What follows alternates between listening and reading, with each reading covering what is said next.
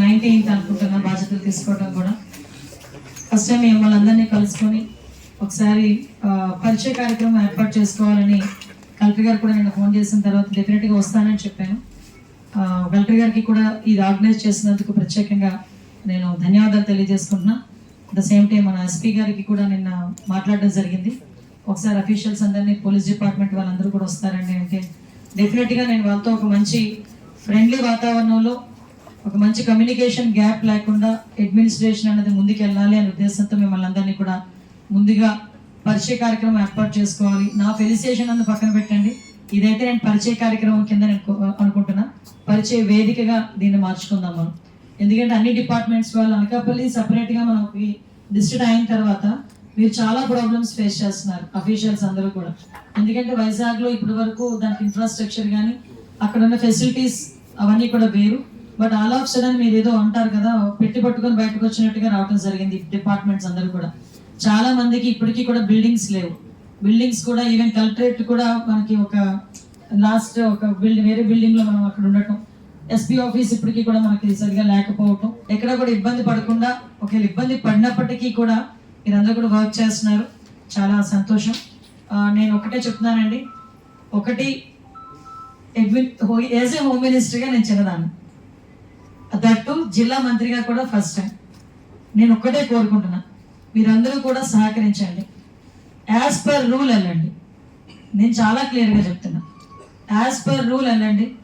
రూల్కి అతిక్రమించి మిమ్మల్ని పనిచేయమని ఎవరు కూడా ఇన్సిస్ట్ చేయరు.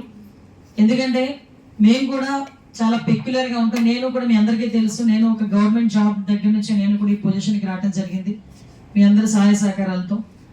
నేను అది ఒకటే కోరుకుంటున్నా, ఎక్కడా కూడా అవతల పార్టీకి సంబంధించి లాస్ట్ టైం ఉన్న 5 years కొంతమంది కొన్ని రకాలుగా వర్క్ చేశారు, కొంతమంది యాజ్ పర్ రూల్ వెళ్ళారు, కొంతమంది ఒత్తిడి భరించలేక పనిచేశారు, కొంతమంది ఒత్తిడి లేకపోయినా ప్యాషన్తో పనిచేశారు. నేను ఈ విషయం ఇలా మాట్లాడుతున్నానని వేరేలా అనుకోవద్దు. నేను ఎందుకు చెప్తున్నానంటే, నేను లాస్ట్ 5 years కూడా అంటే బిఫోర్ 2014 to 19 కూడా నేను చూశాను, అతి దగ్గరగా చూశాను. నేను లెజిస్లేటివ్ కమిటీ చైర్మన్గా కూడా నేను చాలా జిల్లాలు తిరిగాను. చాలా జిల్లాల్లో ఉన్న అఫీషియల్స్ అందరితో కూడా నేను ఇంటరాక్ట్ అయ్యాను. అందువల్ల ఎంత మేరకు అడ్మినిస్ట్రేషన్ మీద నాకు గ్రిప్ ఉంది. ఆ ఒక్క దాని మీదే, ఆ ఒక్క బేస్ మీదే చెప్తున్నా. ఇది ఏంటంటే అందరూ కలిసి పని చేసుకుందాం, ఇబ్బందులు ఏం పడొద్దు, ఎక్కడ కూడా ఇబ్బంది రాకుండా చూసుకోవాలి. ఒకటేంటంటే గవర్నమెంట్కి మార్క్ వస్తుంది అంటే కనుక నేను టాలరేట్ చేయలేను. ఆ ఒక్క విషయంలో మీరు నన్ను మాత్రం యాక్సెప్ట్ చేయాలి. అదొక్కటే మీకు చెప్తున్నా. గవర్నమెంట్కి ఎటువంటి చెడ్డ పేరు రాకుండా మన పని మనం చేసుకున్నంత వరకు ఎవ్వరికి ఇబ్బంది ఉండదు. ఆ విషయంలో మీరందరూ కూడా నన్ను యాక్సెప్ట్ చేస్తారని, నాతో కలిసి పని చేసుకుందామని అందరూ ఒకటే. ఇక్కడ నేను ఏదో మినిస్టర్ అవన్నీ కాదు, నాతో పాటు పనిచేసిన ఇక్కడ చాలా మంది ఉన్నారు. మన ఎల్పిఓ గారు కానీ మొత్తం చాలా మంది, ఇరిగేషన్ వాళ్ళు, ఆర్డబ్ల్యూఎస్ వాళ్ళు చాలా మంది ఉన్నారు. అందరితో కలిసి పని చేసుకుందాం. మన డిపార్ట్మెంట్ వాళ్ళైతే వాళ్ళందరికీ నేను ఒక సోదరు లాంటి దాన్ని. ఏమో ఈ మాట చెప్పొచ్చో చెప్పకూడదో తెలియదు కానీ చాలా మంది డిపార్ట్మెంట్లో ఎస్ఐలు, సిఐలు ఈ రోజుకి కూడా నన్ను అక్కనే పిలుస్తారు. అంత మంచి రేపు మెయింటైన్ చేసుకున్నాం. అదే రేపు మనకి ఇన్ ఫ్యూచర్లో యాజ్ ఏ మినిస్టర్గా కూడా ఉండాలని మనస్ఫూర్తిగా కోరుకుంటున్నా. మీరందరూ కూడా మళ్ళీ ఒకసారి మనం పరిచయ కార్యక్రమం అయిపోయిన తర్వాత మనందరం కూడా ఒకసారి రివ్యూ పెట్టుకునేటప్పుడు అందరూ కూడా డీటెయిల్గా వెళ్ళొచ్చు, క్లియర్గా డీటెయిల్గా వెళ్ళొచ్చు.